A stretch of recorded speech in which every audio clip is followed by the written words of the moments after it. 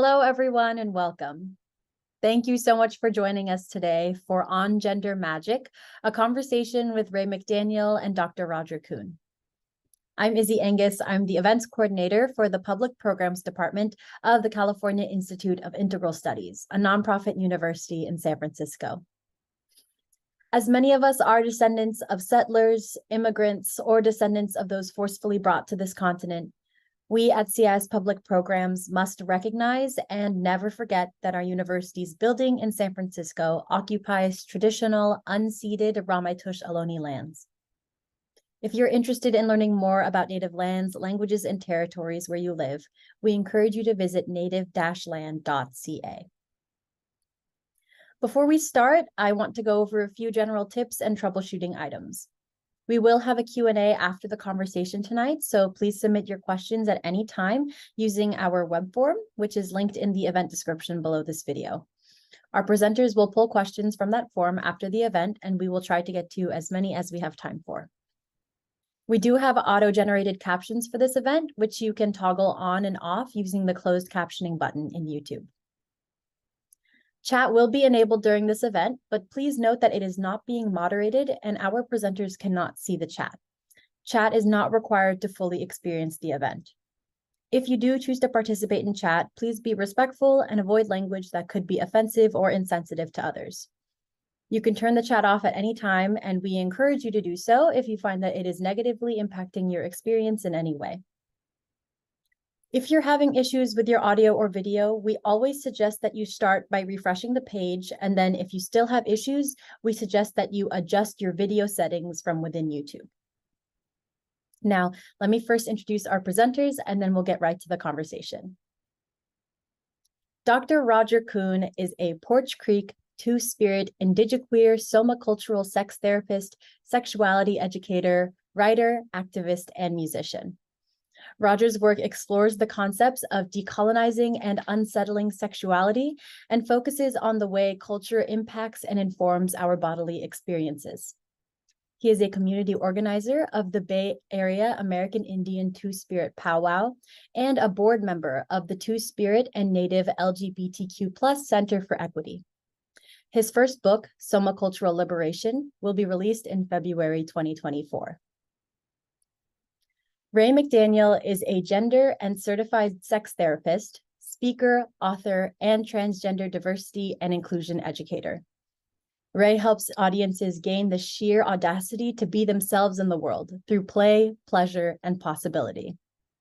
Their book, Gender Magic, is a first-of-its-kind practical guide to achieving gender freedom with joy, curiosity, and pleasure for transgender and non-binary individuals, gender explorers, and those who love them. They have been featured in high-profile media such as the New York Times, the Chicago Tribune, Time, and Women's Health. As a sought-after professional speaker, Rae has spoken at Rutgers University, University of Chicago, University of Illinois Chicago, and Soho House. Rae is also the founder and CEO of Practical Audacity, a gender and sex therapy practice in Chicago, serving over 400 clients yearly. And now it is my absolute pleasure to turn it over to Rae and Roger.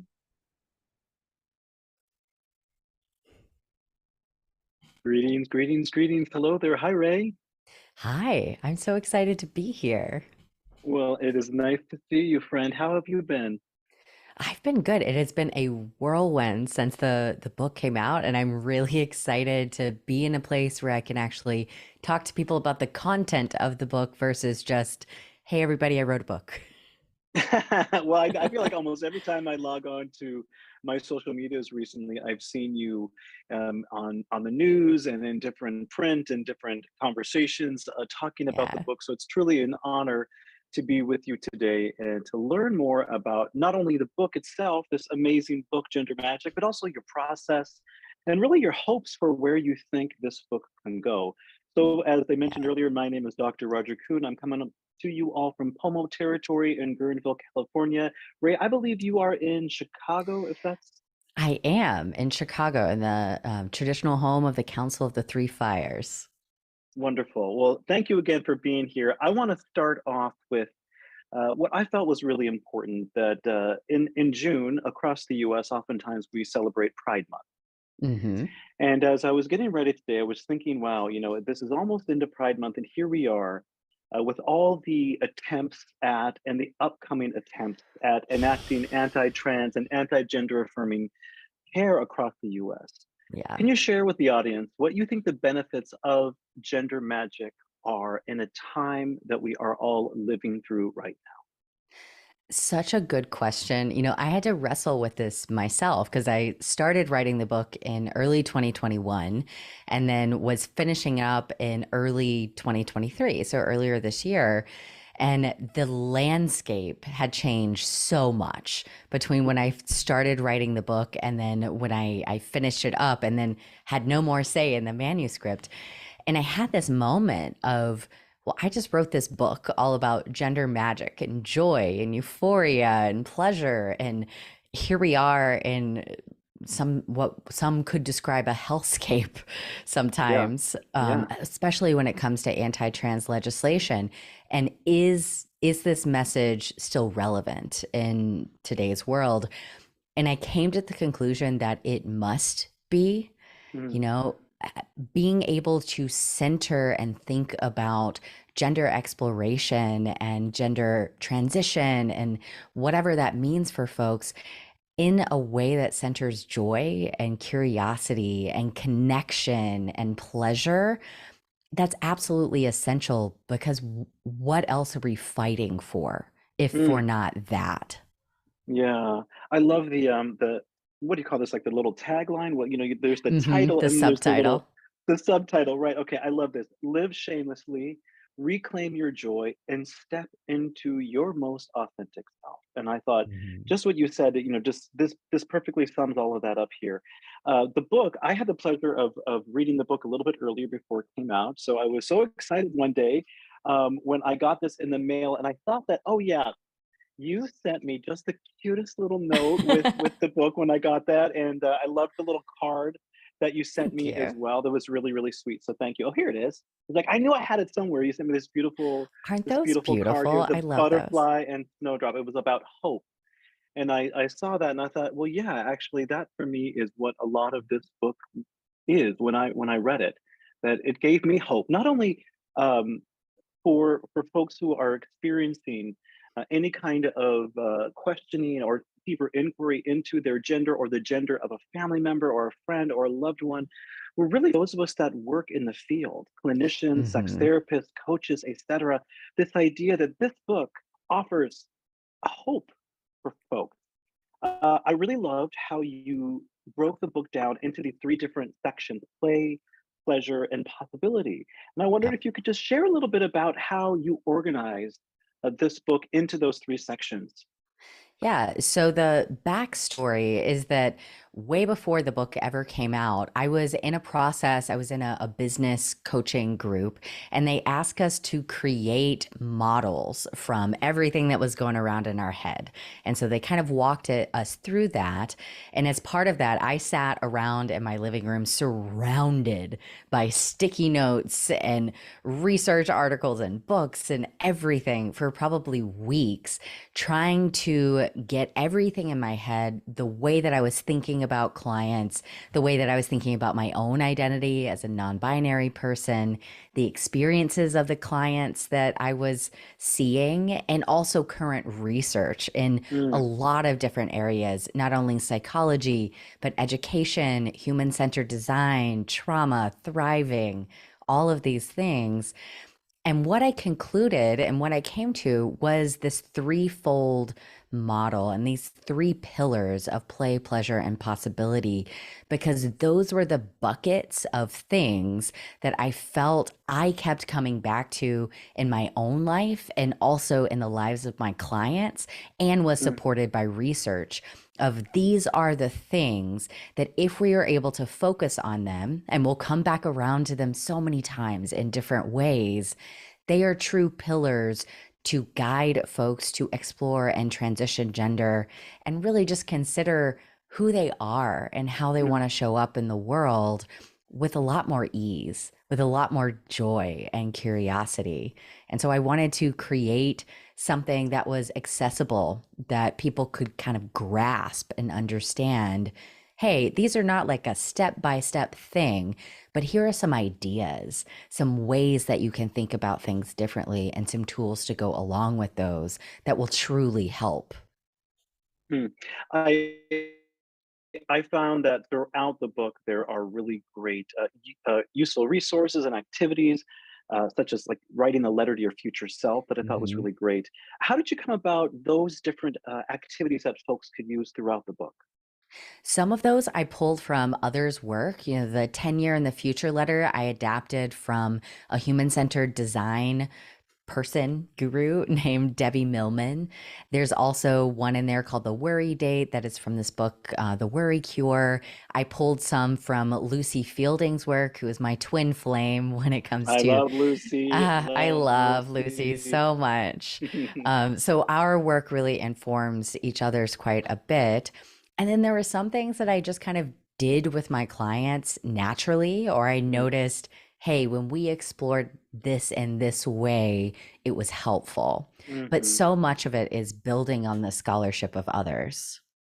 I think that's really interesting for folks to understand that oftentimes theory or particular ideologies is built upon other work, other ideas that come from, sometimes centuries long before we even got here, right? Hmm. And this idea that we can transform and we can look back at the research, we can look back at the literature and say, what was missing? Hmm. And I think, the way we started our conversation tonight around the hope and how I know in my own work, I always think like, what hasn't been there, and can I add something? Yeah. And I know that when I read your book, I thought there is this addition now that folks have that is building upon this way. And I love this idea of playing. Um, we talked about the other day, you and I were talking about the book, and I was really thinking about how in that opening play section, you talk about mindsets and resilience. Hmm. And I was thinking about your mindset and your resilience writing this book. You talked a moment ago about sticky notes everywhere, and I wondered if you would just walk us through a bit about your process in writing the book. How did you structure it? What did you do to make sure you met your deadlines? How did that all come about for you? Oh, that's so juicy. So I had the best team around me. And that, I think, if anyone out there is interested in writing a book, your team is your gold mine. So I had hired somebody to help me write the proposal to just kind of structure that. And I ended up hiring her to be a developmental editor for me on top of Mm, my like big editor at my publisher.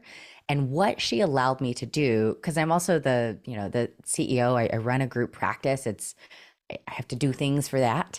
So I didn't hmm have all of my time for this book. Is this person allowed me to turn in chapter drafts that were probably 85% done. And she would help me kind of structure it and make sure that the flow made sense, like do some developmental edits that allowed me to have this full time job and write a book at the same time. And she was a cheerleader, but also a taskmaster. So she was very much a coach for me in this. And whenever I started getting stuck, I could talk to her. She had me on dates where I had to submit certain things, I had accountability there. All of that was tremendously helpful. How I generally structured my writing was for better or for worse, my brain works best in the morning. I'm not always happy about that fact, but it does. So I would get up probably like 6:30 every day and write till about 9, 10 o'clock when I would start my like day job. Mm. It also required, it was a sprint. So it was a lot of writing on weekends as well. I took a few times where I'd have a chunk of days where I was just doing writing. But to be honest, a lot of life happened for me in the Mm. middle of writing this book. And it was not always a walk in the park. Like I went through a large relationship breakup. My longtime partner and I split up. Oh. Before that happened, they had lost their father unexpectedly. And so I was, a part of that grieving process for them as well. They were, my company continued to be a company and continued to have stuff that would come up that needed my attention. We were in the middle of a pandemic. There was a Hmm. lot that was happening for me. And so sometimes I had these really beautiful moments of flow where I'm like, this is great. I'm a writer. I'm one of my favorites. I went to Key West during the time to visit a friend of mine, and Ernest Hemingway's house is there, and he has this beautiful garden.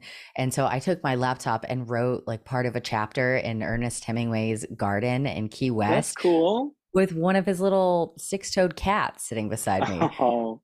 Other times it's like, y'all, I haven't showered in 3 days. Like we're doing the best we can, but it got done. It got done. Oh, well, again, congratulations. I remember Thank I you. saw maybe it was on Instagram or Facebook, I can't remember which, your unboxing video. The day that you Yes. got like that box of and I wondered if you could just share with folks a little bit about what that moment was like for you when you opened up that box and you were able to hold this book in your hands. Yeah. So, backstory here, I was the kid who came home on the first day of kindergarten pissed because they didn't teach me how to read that day. I have always been a reader, and this Mm, idea of writing a book was always a dream for me. I did mm, not think it was a dream that would happen when it did. And so this moment of getting a box of my own books and being able to hold it in my hand, and if any of y'all get the book, the cover is really soft. Like yeah, it really the is. aesthetics of it are Hmm. really nice.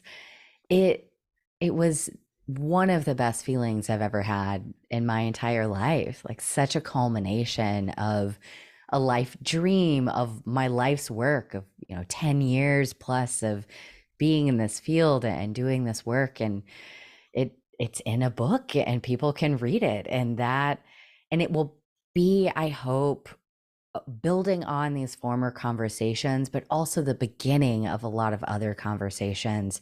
And that it feels really special. And I feel very honored that it's a book that has already made a difference in people's lives. And I hope will continue to. Most definitely. For those that are here with us live, if you have questions, please feel free to drop them into that Google form that is located on the YouTube live link, and we will answer them in just a few moments. Tell me a bit about this idea of finding your magic and coming into your magic. It's one of the themes that you Yeah, talked about in the book. I do. One thing I noticed with a lot of my clients is that they would come in and feel very frozen about Mm, moving forward with any sort of gender exploration or transition. And a lot of it was because of all of this uncertainty that they were feeling. They didn't know what that end goal was. And it felt very big and very scary for them, mm, which makes sense.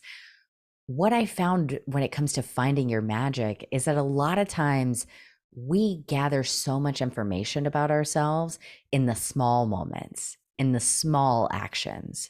So I talk a lot and work a lot with folks to develop what I call tiny steps towards what makes somebody feel the most authentic to them. So finding your magic, it might not be knowing what your step 10 is. And side note, I always think that gender exploration is a lifelong journey. So mm, I never really consider a point B, but wherever folks are heading, it's okay if you don't know what that is. Sometimes it's just about saying, well, what do you know for sure right now?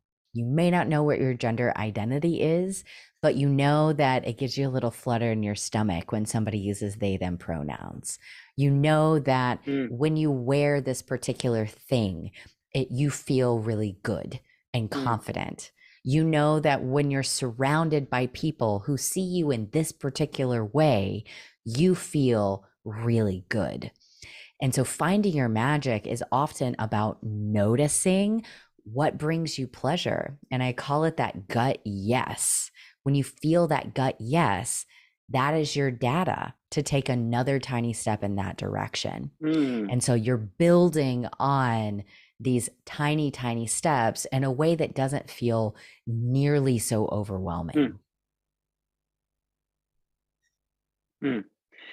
That that idea of when things feel overwhelming, you addressed that in the book, partially in this idea of what did you say, that the boogeyman of gender transit, or the boogeyman of gender transition. And I wanted you to expand upon that. Yeah. What is that? How would folks know if that sort of guttural yes is a somatic based embodiment feeling that we have? What does the boogeyman feel like? Yeah, I think that's such an important conversation to bring in. And for those who haven't read the book yet, the boogeymen are fear of rejection, fear of detransition, and ultimately fear of feeling regret and being Mm, yeah, just that feeling regret, fear of detransition, and then that rejection that would come from both of those. And I call them the boogeymen because they have really taken on this quality of the guy with the hook who is out to get the kids who are necking in the woods, right? This moral story of a warning yeah. against Hmm. immoral Mm, behavior. In our case, gender transition. yeah. That fear is super real for folks. And I never want to minimize that.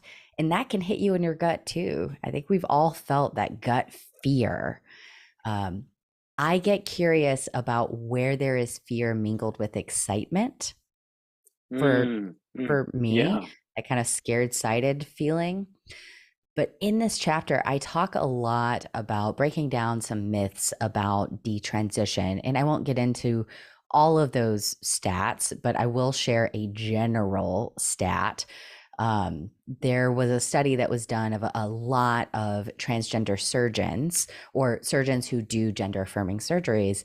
And the clients that were a part of these surgeons' caseload, it was over 22,000 people. Okay, the number of people who expressed regret in any way or want a desire to detransition was, I believe, and I don't have it right in front of me, so I might not get the stat exactly correct, but it was very, very low, like under Mm, 3%, maybe even under 1%. And of the 22,000 people who had a gender affirming surgery, and the tiny, tiny amount of those people who expressed any amount of regret, only 22 humans expressed that regret because they felt that there was a change in their gender identity. And of mm, those, we don't even know from this survey if it was a change in gender identity to a cisgender identity or to a non binary identity. So there is mm, so much that we are still learning about possibilities of medical regret, regret in general, and the transgender population. But I got to do this really, really nerdy deep dive into medical regret, which some people might not find interesting, but I was fascinated. mm, mm, And I learned some things about regret and ways to kind of work through that fear that comes up for folks. One of them being that regret is just a feeling. It is a feeling mm, like happy. It is a feeling like sad. It is a feeling like fear or disappointment. It is not a feeling that we have to put on a pedestal. It is, yes. we can move through it just like Yeah. any other feeling. And to take us back to the stats, I want to remind folks that the rate of medical regret for knee replacement surgery is astronomically higher than for gender Wow. transition. So when we're talking about medical regret, we're talking about medical regret that is understood in the wider medical community as perfectly acceptable unless you're talking about gender. And Mm, that to me is very, very striking. One thing that I learned, which is helpful in working through that fear, is that we are much more likely to not regret a decision when we make it from a grounded place, which may sound kind of obvious, but it is really important because if we make a decision, any decision, but this was about medical regret, from a place of, they call it a hot state, emotionally dysregulated Hmm. Hmm. place, we are more likely to regret that decision regardless of the outcome, which is really interesting to me.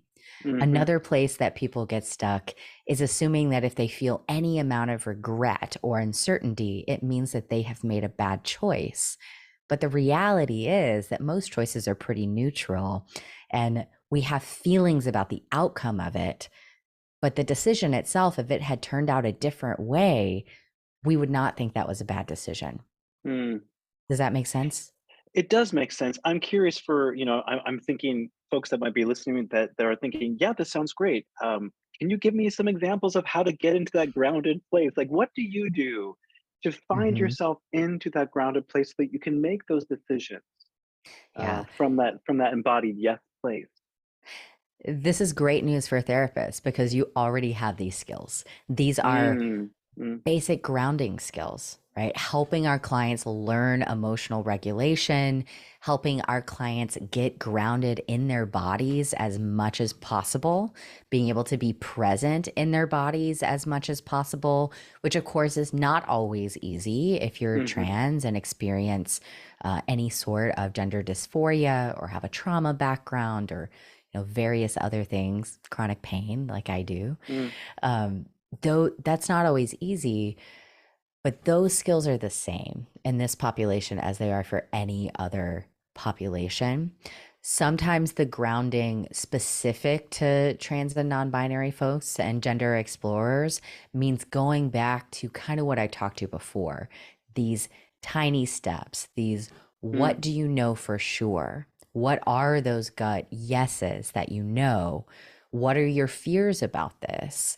Sometimes getting into a grounded place is about gathering more accurate information about the thing that you're scared about instead of mm. ruminating in your head about it forever, which is what people tend to do. So I tell people a great way to get to a more grounded place is to go talk to a doctor about your questions. You are not committing to anything, Yeah. absolutely anything, by speaking to a doctor and Mm, having a consultation and getting some of those questions answered. Community is also a really great place to find that good information.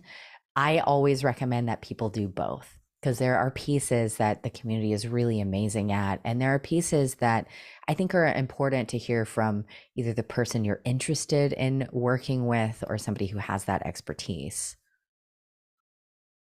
moving now into the second portion of the book, which is pleasure. Yeah, the One of juicy my stuff. favorite sections, the juicy, juicy stuff. You talked about a couple things, and one of the things that I was really intrigued by was pleasure as an access point. And so, Mhm. as we're talking about this idea of, ways that we can ground ourselves too, I'm thinking about how pleasure is actually a way that we can ground ourselves in pleasure, understanding how pleasure feels in our system. Oftentimes, we project an outward expression that this is what pleasure looks like, or this is Mhm. what these things look like, as opposed to this is how they feel, right? So I want to Yes. hear more from you around this idea of pleasure as an access point, including pleasuring the self and unlocking the erotic mind that you write about. Yes, pleasure is such an access point. And a lot of people, you're right, they don't take the time to think about what does pleasure feel like in my body? Mm, How do I know when I am experiencing pleasure? So I invite people to start out really small. One of my favorite exercises is a pleasure bath because you're already mm, naked. So there's like that barrier's gone. You throw some, whatever you want in there, bath salts, some coconut oil I'm a big fan of that.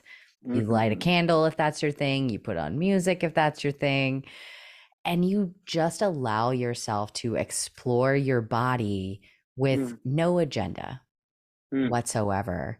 And notice, does this touch feel good? Does that touch feel good? So some basic, if folks are familiar with sex therapy, like some basic ideas behind sensate focus, right? That's what Yes. we're talking Mm-hmm. about.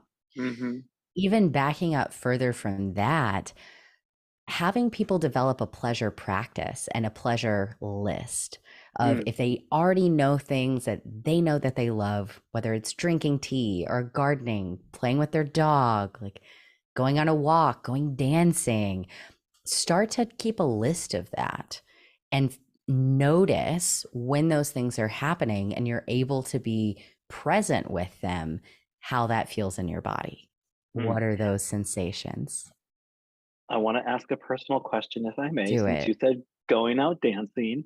What is one of your pleasure songs for dancing? What do you love? What gives you a lot of pleasure listening to or dancing to? What song or Oh, songs? that is such an easy one. Whitney Houston's I Want to Dance with Somebody. Every Okay, now. time, that is my jam. Okay, yes. I remember that when that song came out, I think it was my sister's probably, but it was like in, the old Walkman, and I lived in a really small town in North Dakota, and putting that song on and dancing down the street, it was such a joy. I still find that song absolutely wonderful. So thank you for that. Um, and then would you say the same for unlocking the erotic mind? Is that the same idea behind, like when you were talking like the pleasure bath or pleasure mapping and those types of ideas? Yeah. How would you expand upon unlocking the erotic mind? Oh, thank you for bringing that back. So we know that a lot of trans and non-binary folks have a lot of barriers to feeling pleasure in their bodies, to feeling erotic in their bodies. Mm, Lucy Fielding does this really cool delineation of desirable and desire able. And mm, what mm, she means about desire able, and that I've experienced with my clients too, is that sometimes there's this idea of, I am not worthy of desiring another, or I don't get to have desires. I have to take whatever I can get, which mm, is, we could talk about mm. ideas around intimate justice and pleasure equity around Yeah. that later. When it comes to unlocking your erotic mind, I'm an Emily Nagoskiite, so I talk a lot about their brakes and accelerators. And in Gender Magic, I kind of riff off of her metaphor and talk about riding a motorcycle, which is something that I learned how to do over the pandemic, and how it applies to unlocking your erotic mind, which is when you're Mm, on a motorcycle and you want to take a curve. And the way I'm conceptualizing a curve is anything that we can see coming that we know is going to pose a challenge to us mm, in connecting to pleasure and connecting to our erotic self. What you don't want to do on a motorcycle is just go full speed ahead and try to white knuckle it through, because you're gonna hit a fence. Um, you also don't want to slow down so much that your bike mm, tips. You have to hit the brake before you're getting to the curve and accelerate a little bit going around the curve. So I think there is a lot of room there to figure out what that means for somebody. But things like, hey, if you know, and I'll use a very concrete example, if you know that your chest is an area of dysphoria for you, and the fact that your chest is bigger is an area of dysphoria for you when it comes to connecting to your erotic self and potentially connecting that erotic self to others, mm, one way to slow down is to let your partner in on that information, first of mm, all. It might be to decide that you continue to wear a binder during sex because that flatter chest feels a lot less dysphoric mhm, for you. And that's a way that you can both hit the brake when you need to and slow down enough that you're going to manage that challenge safely, but also hit the accelerator enough that you are still moving towards pleasure. mm, mhm. Thank you. Just a reminder, folks that are here with us live, if you have questions, now is the time to go ahead and drop them into that Google form, or you can drop them into the live Google Google chat, which is being moderated, and Ray and I will be with you all in just a few moments answering some of those questions. Let's talk about queering up relationships. I love this Yes. idea of queering up relationships. And in particular, you talk a little bit about navigating the less than perfect family relationships. Hmm. So I wanted to hear a little bit about this idea of queering up relationships, and then how we can navigate not only family, family of origin, but even sometimes family of creation when those don't work out as well. Yeah, absolutely. I am a huge, huge fan of very intimate friendships. Mm, And for anybody who knows my backstory, I don't have a supportive given family. mm, And so chosen family has always meant so, so much to me, as it does to so many people in the queer community. And so figuring out how to, and I'm a single person.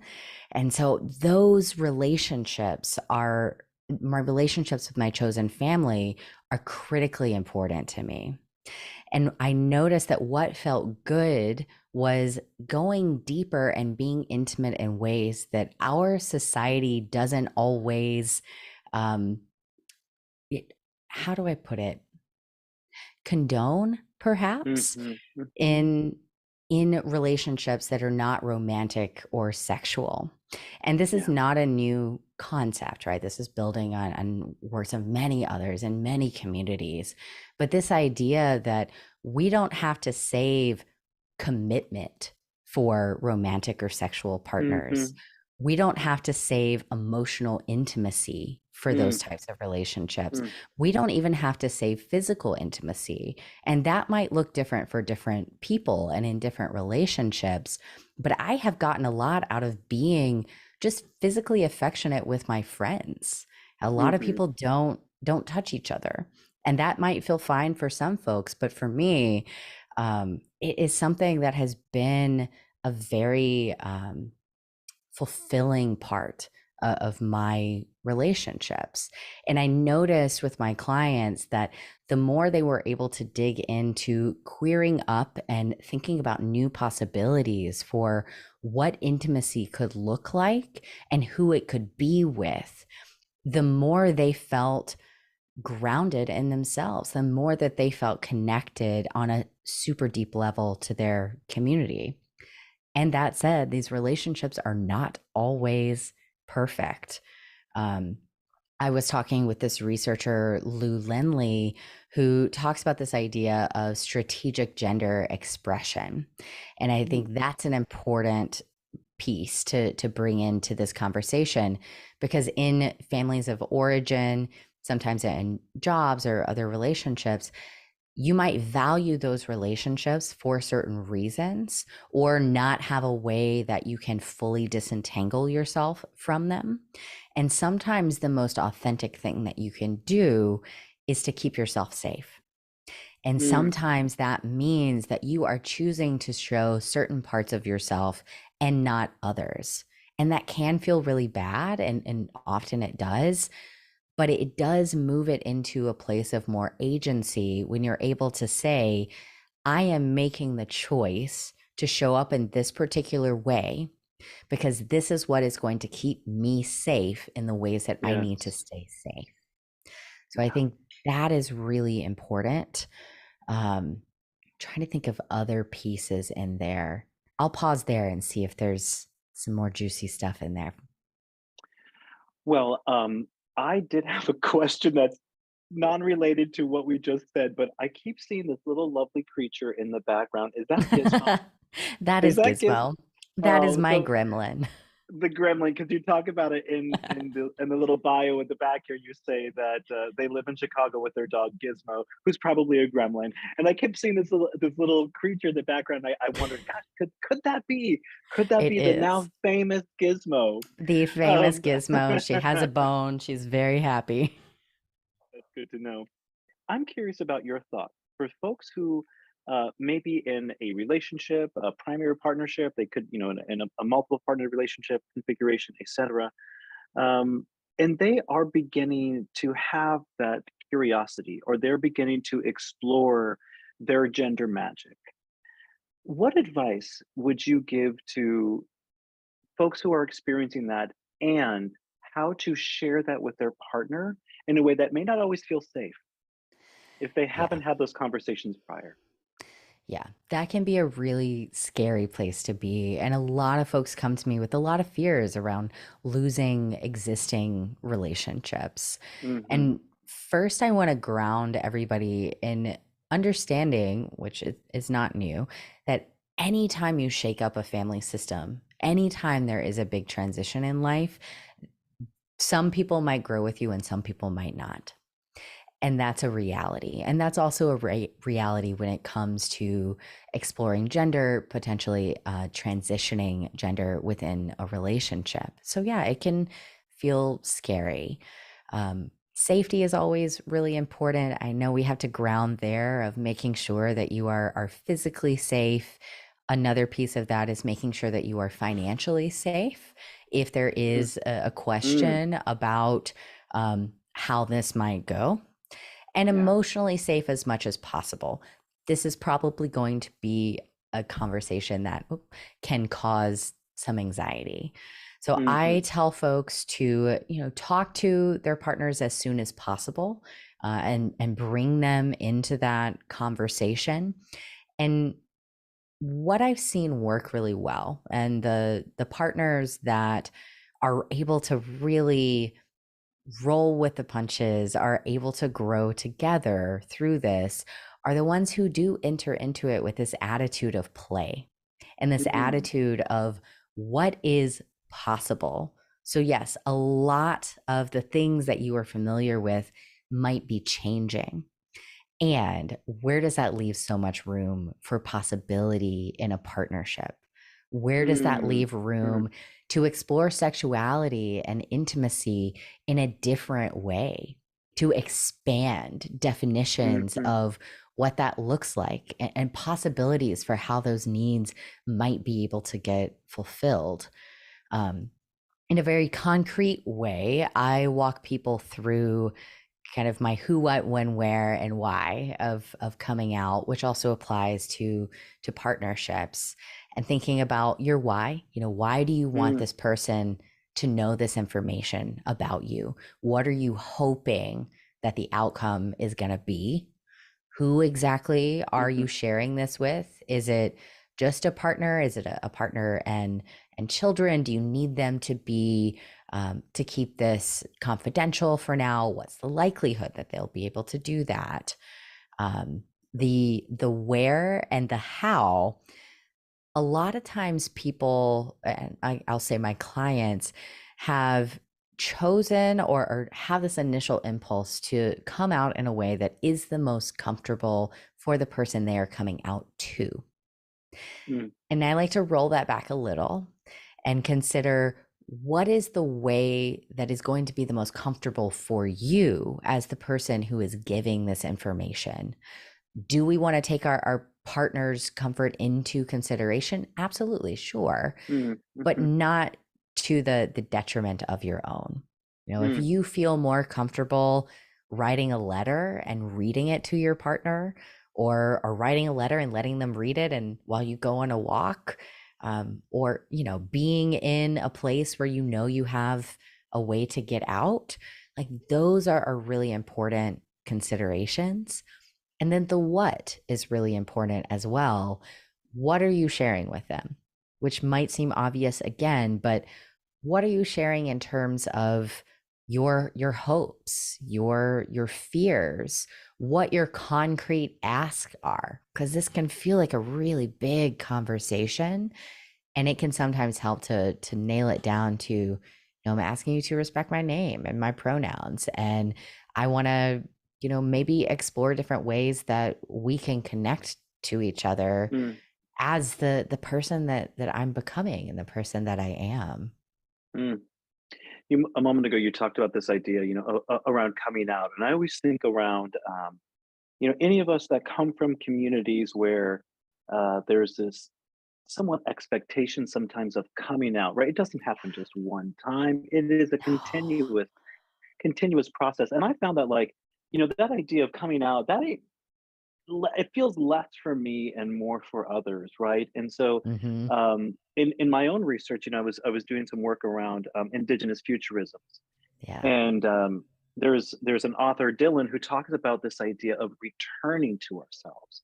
And I Yes. thought, like, now that to me makes so much more sense than this idea of coming out, right? Or this reclamation of ourselves. And the coming out process is for the others, but the returning to ourselves, reclaiming ourselves is that's for us and for our own process. Um, you were also talking a moment ago around possibility, which is the Hmm. third section of your book. And I wanted to hear you talk a little bit about this idea of pride is taking up space. Yes, yes. And I love what you said. I think that is so important is this idea that yeah, coming out, you're right, is largely for the other person, but coming home to ourselves is Mm, really that's mhm. really what we're doing. Yeah, Um, there's a okay. lot of magic in that coming home to ourselves. There is. There Yeah. truly, truly is. Okay, Mhm. I repeat your question one more time. I'm so sorry. I My lost it. my question was around possibility, and you talk about pride is taking up space, and I just wanted to hear you Mhm. talk more about this idea of pride is taking up space. Yes. So I got a lot of folks in my office and even I struggle with this imposter syndrome myself of feeling like transness, non-binariness, exploring Mm, gender was a burden on others that somehow we're putting them out by asking people to do, basic things like call us by our name or our pronouns. But there's a lot of folks that I've worked with who have spent a lifetime making themselves so small. And a mm, lot of times it was out of necessity. You're talking about this coming home to ourselves. I think about the definition of resilience, which is returning to our former shape when we are compressed, bent, or mm, stretched. mm, mm. And so many of my clients were coming in and people that I talk to coming in, I keep bumping this, sorry, everybody, um, coming into the space feeling compressed. And so Mm, pride as taking up space is it's returning. It's returning to the space that we are mm, meant to take up mm, in the world when we are the biggest, most authentic, most lit up version of ourselves mhm, because we can't mhm, help it. And mm, that doesn't mean, not everybody is going to be this huge extroverted giant person, but it's about returning to the space that you are meant to take up in the world. mm, That mhm, is pride and not being apologetic about it, not being shameful about it, and deciding that it is your right, that you deserve to be in this world as your full self in as many ways as possible. mhm. I'm thinking about how um, pride is also about taking up space within ourselves so that when Mhm. we begin to feel how it feels to put on some fancy jewelry, to paint our nails, to really allow that experience within, to take up the space of that pleasure, to Yes. allow there to be space for joy in our own systems.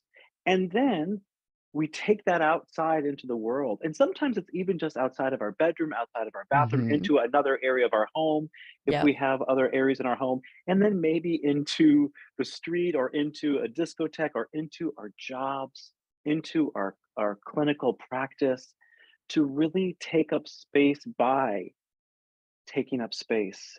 To me, I thought about that as I was reading that section Mhm. about how we can take up space internally as Yes. well, and that is an act of resiliency even within itself, is just for those that maybe, if we go back to the idea of safety, that maybe they live in places where to be seen in their authentic self is not always the safest thing. Yeah. And those of us in this work know that liberation can be a very dangerous thing, Yes. that if if the only space that you feel pride is within, that is a beautiful space to be as well. It is. It Yeah. truly is. And that's where that strategic gender expression comes in. Mm, mm-hmm. Is yeah, it might not be safe to be your biggest, most lit up, most authentic self everywhere in your life. And Yeah. that's okay. That's Mm-hmm. hard. That is Mm, hard. It can be, but that is also okay. Find the place within yourself and that's right. find the places where you can be. Because even when I've worked with clients in kind of seemingly impossible situations, they have been able to find spaces both within themselves but also in outside in the world that they were able to feel seen. And maybe it's a Mm, relationship with your neighbor who comes into your apartment for dinner. Maybe it's traveling across town to go to a meetup or out of state if you have that ability, or online.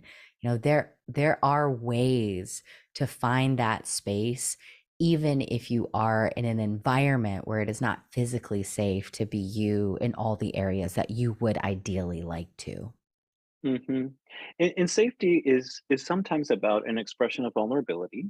Hmm. And I was wondering about partially your writing process here around vulnerability to include parts of your own story and gender magic. And I'm wondering if Yeah. you'll share that with us about what was that like for you to just share these little excerpts about your I'm thinking about the dinosaur story at the play party, which I Yeah. really like. It's I such a good love one. that because I'm thinking like, okay, dinosaur costume was it one of those inflatable costumes? What are we talking about with this It was. dinosaur costume? But okay, It's an um, inflatable T-Rex that's what I to was give you even envisioning more in of the an movie. image. I love those things, by the way. I think they always bring me joy when I see them, those inflatable T-Rex I costumes know. that people are wearing. So when you shared that story, I was like, that must have been hilarious the way that you wrote it. So I just wanted to hear a little bit about taking what I'm going to call a risk and Yeah. sharing these vulnerable parts of your own story. What was that like for you, and how did you make that choice? I figured if I was going to be asking everybody reading this book to take a bunch Mm, of vulnerable risk, then I hmm. needed to step up to the plate myself. And I think that people respond really well to stories. And because of our line of work, there was only so much that I could share about client stories. Mm, I right. give the caveat in the book about, the ethics of all of that. And so my stories became often not a placeholder, but a story that I could tell with as much depth as I wanted to be able to illustrate something that I was talking about. And I've always been very clear about I write things that are therapeutic and not therapy. So I'm Mm, not writing things that feel exceptionally raw to me. They're usually things that I've worked through or like bring me tremendous joy, like this dinosaur story, which such a great. I almost peed my pants laughing. It was great. Um and it also felt good to share these parts of myself. As a therapist, we mm, don't often get the opportunity to do that. And so I really did. I was excited to bring parts of my story in. I will say the most vulnerable thing that I wrote in there was about my breakup in the middle of this mm, book. mhm, And that was still a thing where I shared just enough that it gave context, but it wasn't the raw stuff. It was, mhm, hey, this is happening. This is what I'm learning from it. And that felt good to share. And now, I'm a year and a half plus out, probably like 2 years out from writing that part of the book. So it feels way less raw than it even did then. But I went back and forth about did I want to share this part of my story or not? And ultimately, speaking of checking in with your intuition, your gut, it felt it felt right to share it. mm, And it was also something I shared with permission, of course, of the parties involved. mhm. Um, I want to know, we have a few more moments before we're going Mhm. to jump into some questions. So, again, if y'all have questions, please feel free to drop them into that form, and Ray and I will be answering in just a moment. We have about 10 minutes before we jump into that Q&A. Um, Now that this is out, and you may or may not be doing much clinical work now, or you might be doing some more in the future. What do you think that does for your practice, right? If many of Mhm. us are sort of trained, I do not buy into it personally, but sort of trained to be that sort of blank slate kind of Yeah. clinician, right? Which again is just, to me, just sort of like, does not work for me. Though, when you put yourself out here in this particular way, even if it's snippets of your own story, or Mhm. to say, here's what I believe in, here is a transformational tool for joy.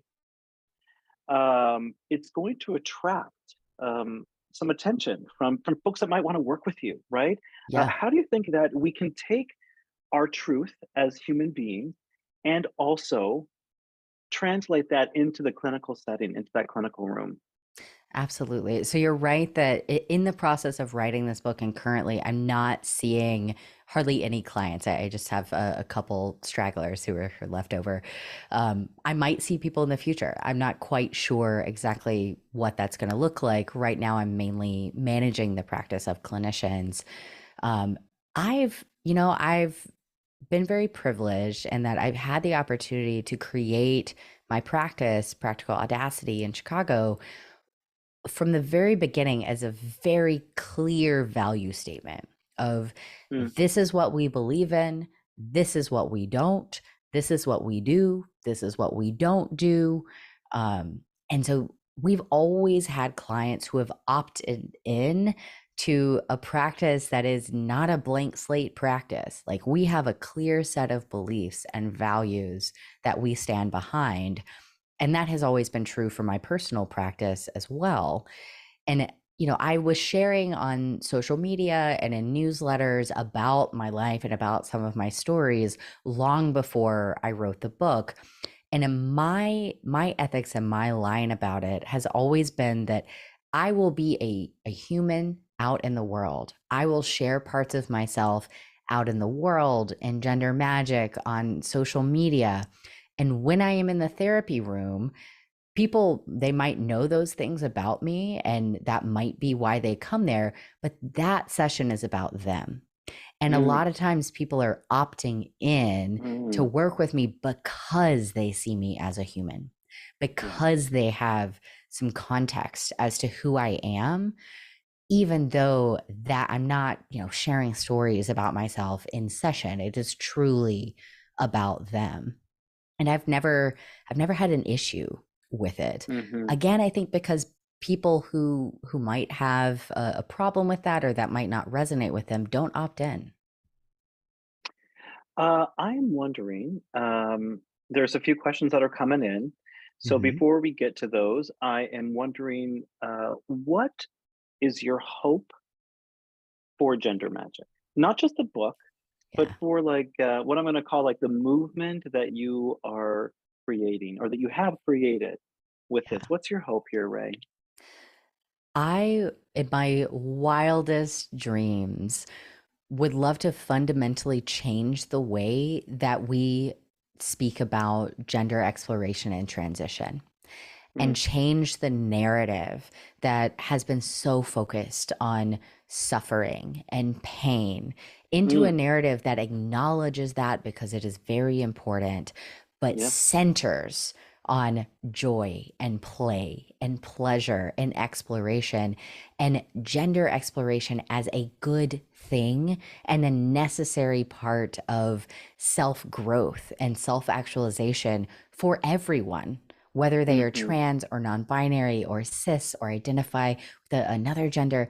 Like, I want it to fundamentally change the way that we think about gender exploration. And Wonderful. yeah. Oh, Please. ultimately, create a world where people are free to be this biggest, best, like most lit up version of themselves, free from fear and shame. And I think a lot of that does Hmm. come from shifting this narrative and this cultural understanding of what gender exploration is and what it can be. Hmm. And who do you want to partner with? Like, who are some? I know we talked about Lucy. We have Hmm. a good friend, Lucy, in common. Though, like, who else do you think can be helpful to get this message out there? You know, you talked about Brene Brown in this book, and I was Yeah. really thinking like, ooh, I hope you get to be on Brene Brown's podcast, or in some particular way. Wouldn't that be great? Though, are there folks that you think um, can hear this message and help get it to those that need it?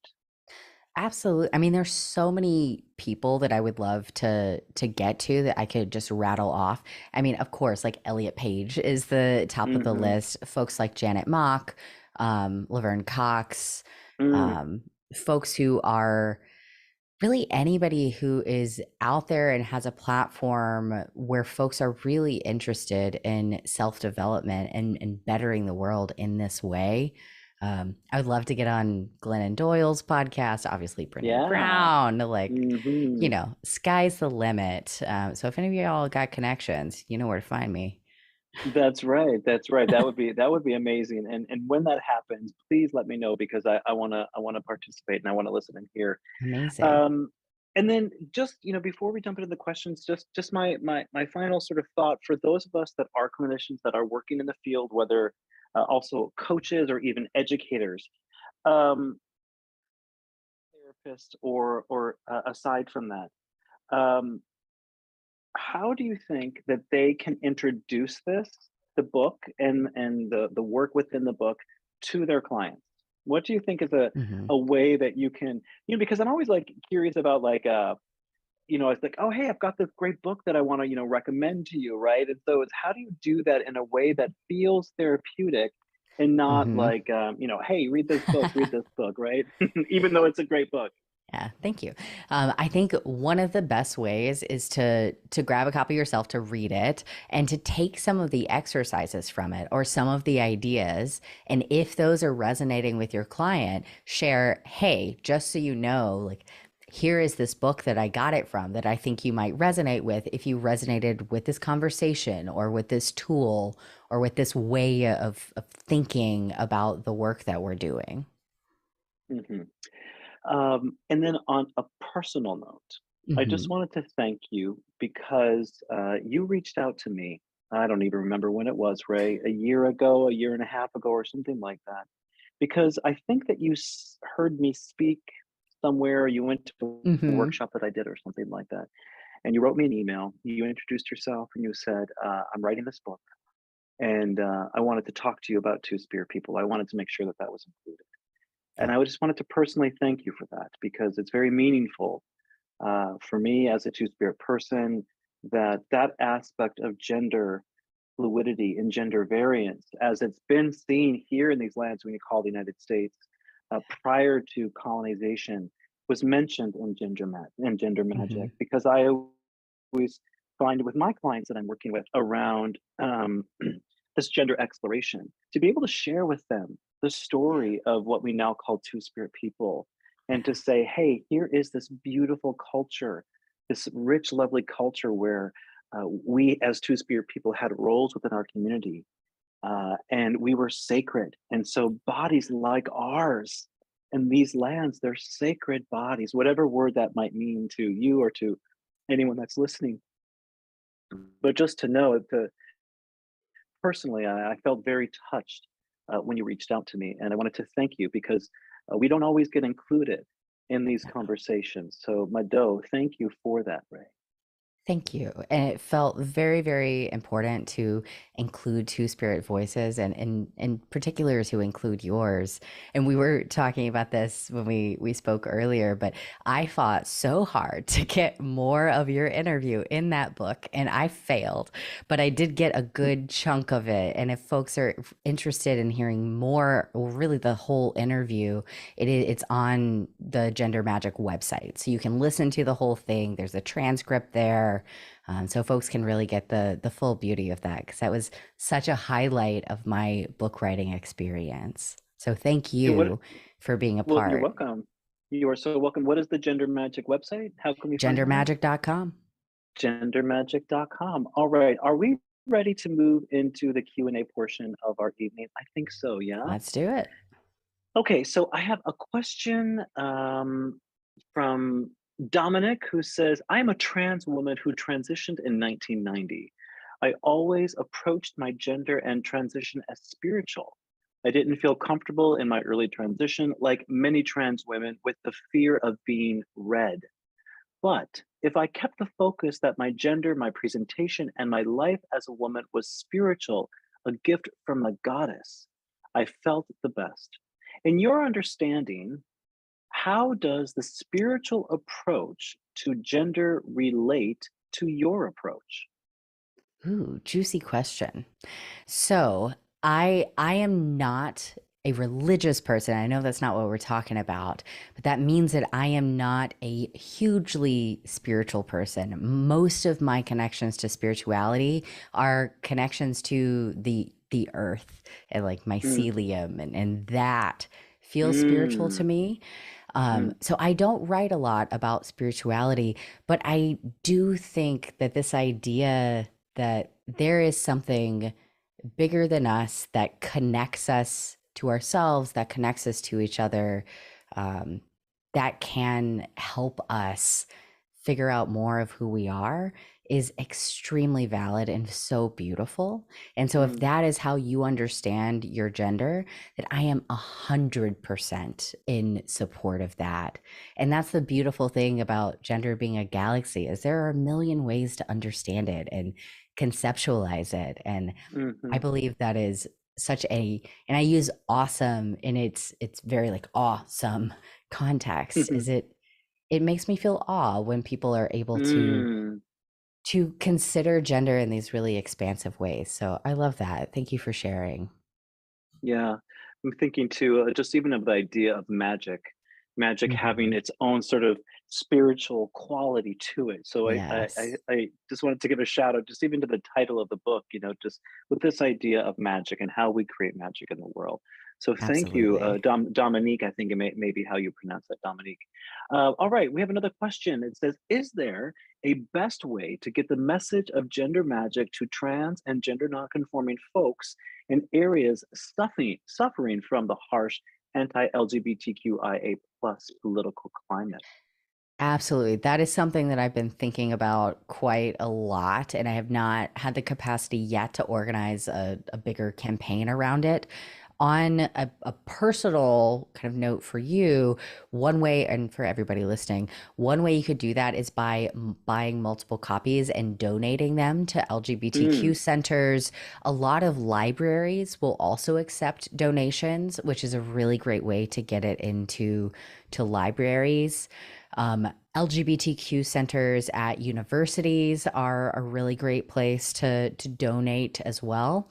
Eventually, I would love to do a bigger donation campaign and figure out how to coordinate that. Have not done that yet, but for now, contacting like those local places, or contacting the states like Equality Kentucky or and Equality mhm, Florida mhm. would be a good place to know where to send those as well. And if people are like, I don't want to deal with all that, message me and I'll figure it out. Like if people want to donate books, I will figure out how to get them to people. I'm just wondering, is there anywhere on the Gender Magic website that maybe lists some of those places you just mentioned? No, but it should. And I will put that on Okay. my list immediately after this. Yeah, I'm just thinking like that would be a great, just like as a You're resource right. for folks to go to Gender Magic and go, hey, here's a place where we can, maybe just make some of these donations and just as an idea. That's a really great idea. I will absolutely do that. Great, thanks. Another Yeah. question says, how would you recommend folks go seeking gender magic and joy in areas that may not permit them as easily? Yeah. I think a lot of what we talked about earlier, So this idea of sometimes the most authentic thing that we can do is to keep ourselves safe and strategically decide how we want to present our gender to the world. I would say, I mean, it may be a little self-serving, but the Gender Magic is a really great resource for folks who are wanting to explore that and feel really stuck or like they don't have those resources. There are a lot of online groups on Facebook and elsewhere with folks who can support folks who are exploring gender in various rural areas or in areas that are not super welcoming. There are often some LGBTQ centers at universities, sometimes community centers. There, if somebody has the means to do it, there is also a lot of opportunities to travel and get Mm, that sort of community at different conferences, pride events, things like that. But there are some conferences out there and conferences for young people as well that might be a good place if somebody has the means to do that. The other thing I will say is that trans folks and non-binary folks are everywhere, even in mm, rural areas. And so sometimes there can be an assumption that I'm the only one. There's nobody else mhm, around. And I've found that they often are there. Sometimes it takes a little looking, I'll be honest, but they are there. Um, let's see. Just want to make sure that I fully answered that question. The other part that Roger also mentioned earlier is that internal sense. If mm, you have mhm, space within your home or a private space where you can play with how you want to express yourself, you can play with what does pleasure feel like in my body if I relate to parts of my body differently. Um, what are ways that you can experience gender magic within yourself in a way that is still safe, hopefully until you can get somewhere that does feel a bit safer and freer. But I know mhm. that there are a lot of folks in those areas. You know, I grew up in rural Louisiana and Texas. Like I understand. I was chatting with a friend of mine recently who was saying that that they actually receive mail or like packages for their friend who is unable to do so. So That's if they're, great. if you wanted to, if you have a friend that you trust, that maybe you wanted to explore some clothing options or some makeup or whatever that might be, and you felt you weren't able to receive that and where the place that you live for whatever reason could be a safety reason, to Yeah. send that to a friend that you trust, and then when it's convenient you're able to go and pick that up with them, or even have a place, with someone nearby that you can do those explorations in their home, in their space, if you're unable to do so, even at your own. But sometimes I was even thinking as you were sharing, Ray, that just this idea of, like, again, that internal sense that sometimes, like, literally that sort of cliched expression of like stopping and smelling the roses, right? It can Hmm. be this place when we slow down, and if I take a moment to feel the bark of a tree, or if I smell a flower, that it creates that sense of joy within, is what we're talking about, right? Like, it doesn't Yeah. have to be this big thing that we No. do. It can be like these tiny steps that you mentioned Hmm. earlier, in order to begin to understand, here is what's possible from that internal expansion perspective. Yeah. Another part of that is thinking about how can you play with gender expression in ways that are not physical. So, Mm, what are ways that you might be able to feel more like yourself in how you show up in the world and how you talk to people and what you engage with and your values? How do you want to embody that, even if outwardly you might not have the ability or the safety to be able to show up how you like? hmm Thank you. Another question has come in. How do you work with clients who want to explore their gender identity but have been traumatized in this process, for example, by the mental health system? Woof. The mental health system has not always been our friend, Yeah. and still isn't in a lot of cases. Hmm. A lot of validating, first of all, a lot of acknowledging the harm that not only maybe their personal experience brought on, but the mental health and the gatekeeping community in general and historically, you know. Hmm. And from there, depending on kind of what that trauma was, I'm trying to think the best, quickest way to answer this because I know that we also are a little short on time. Um, that open-ended exploration can feel really good. Those tiny steps, because sometimes people either have one or two experiences. In my experience, they either have a therapist who is unaffirming and is, Mm. you know, we can imagine what that looks like, or a therapist who is so excited that they feel pushed, or they feel like everything that they are wanting to talk about in therapy comes back around to gender for this therapist. And so asking those folks, you know, what are your goals for therapy? What didn't work?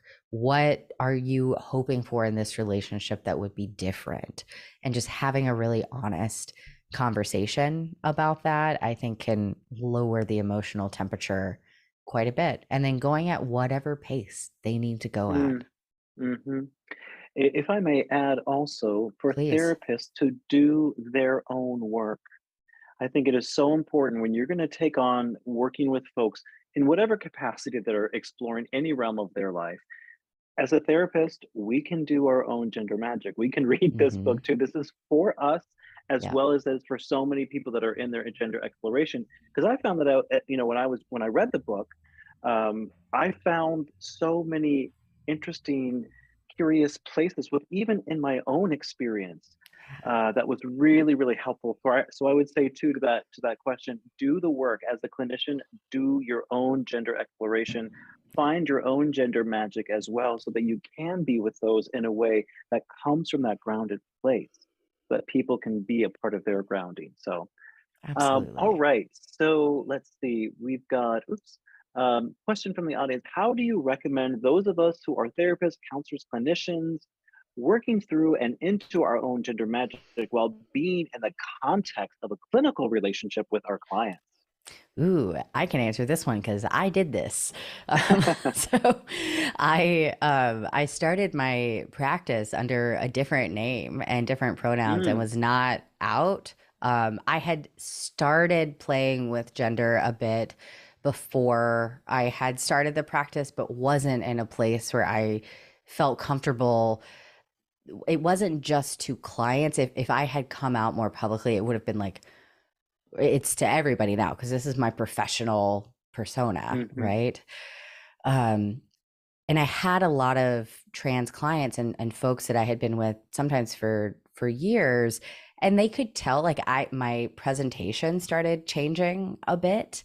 And we didn't really talk about it on the smaller shifts, but when I got ready to change my name and pronouns, it was a conversation we had at the end of session and was very matter of fact. I didn't, you talk about coming out. I didn't feel the need to process this with my mm, clients. I just informed them, hey, you've probably noticed some changes. I am now going by Rae and they, them pronouns. You might see some other changes coming up. I'm not quite sure yet. Cool. See you next week. And I mean, I would offer if they had anything that they wanted to talk about related to that, I would offer that space while being very clear about my own boundaries about what I was willing to talk about and what I wasn't. Because I was in a place where I was seeing a lot of trans clients across the board, their response was like, "Oh, cool. Okay. Okay." They were all really excited for me, and I was so scared about it. I was so mm, scared of, my clients are going to think I'm a fraud. I've been helping them with their gender stuff and I don't even have my own figured out. But no, nobody thought that. every single one of them was grateful and felt held by the fact that I was also going along this journey personally while I was walking with them along their journey. Hmm, wonderful. We just have a few more questions, Ray. So thank you again for Hmm. your time. Of How course. have you incorporated other theories of pleasure activism? And how does gender magic intersect with the work of others, such as Adrienne Marie Brown, etc.? Oh, I keep hitting this. They are meshed. I absolutely love Adrienne Marie Brown and the work on pleasure activism. And I pulled so much from Adrienne Marie Brown's work, from the work of Audre Lorde is one of my personal heroes. So yes, every part of my understanding about pleasure equity, pleasure activism, intimate justice, the role of the erotic and how that is a place of resistance and a place of energy and creativity, that is all building on the work of primarily Black women and a lot of Black queer women, that I will forever be grateful for their scholarship. And just a final question then is how do you see our own gender liberation as a way to support the gender liberation of others? Hmm. Well, I see this on two levels. So if we're talking as a therapist or as a coach, having clients or potential clients see me being myself in the world and showing up to the therapeutic relationship as myself is hugely helpful to them. It helps them feel comfortable. It helps them feel held. It helps me feel, or helps them feel like I get it, and in many ways. And I think in terms of the broader culture, the more we are free and the more others see us free, I think it creates a hunger in others. Mm, mm, And, the other side of that coin is that sometimes it creates fear. And we're seeing the backlash of that now is as folks get more free, people fear that because it's unfamiliar. But there's also this hunger. And I've had this experience in not only clinical relationships, but also my business relationships too, and business communities that I'm in that are not primarily queer or not primarily full of trans and non binary folks. People are still so drawn to my message and to me because of the way that I show up and how authentically I show up. And I had this experience. I was speaking in Puerto Rico in January to a large crowd of business people. And so many people came up to me and were like, I felt like you gave me permission to be myself in a new way. And I have never seen a person like you on a stage like that. And I mm, feel so much permission mm, now that I could do, XYZ, whatever that is. So I truly believe that liberation is collective. And the more that we free ourselves, the more that we are able to do our part to create that liberation for others in whatever way that that might look. mhm. Well, thank you to everyone who submitted a question to Ray this evening.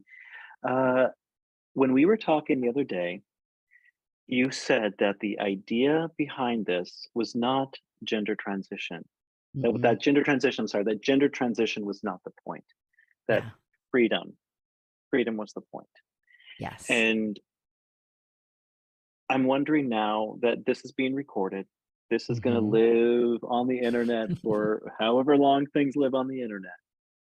And someday, some young kid, some adolescent, some young adult, some midlife adult, some elder is going to be in their gender inquiry. They will be in their gender experience. And they might be looking for something or someone to help them or to guide them. And if they stumble upon this interview and you can share with them one more thing, what is it that you want them to know? Roger, you're gonna make me cry. Um, I would share with them that, yeah, gender transition, it has never been the point of the work that I do of gender magic. The point is gender freedom. And more than that, it's freedom too, right? We never have freedom, period, right? We always have a freedom too. And so if I could leave people with one thing, it would be that the world is a better place when we all get to be our freest, most lit up, most authentic versions of ourselves, that we all deserve that. And I am excited to see what kind of world we can create when we have that sort of freedom. And that's always Mm. been the point, right? Is that we are free to do the things that we want to do. Yes, show up in our careers and our passions in different ways, but maybe even more importantly, we get to show up for ourselves in a different way. We get to be humans in a different way. And that is just pure magic. Rae McDaniel, Gender Magic. Thank you for being with us this evening. Thank you to the CIIS Public Programs team for inviting Rae to be here with us this afternoon, this evening, wherever you may be tuning in. To the audience that was here with us live, thank you so much. To Rae, a friend, a colleague in the field, I am so honored that I was able to spend this time with you tonight. And I'd like to say to everyone listening, thank you, good night, and be well, and spread magic out into the world. Thank you, everybody. It was such an honor.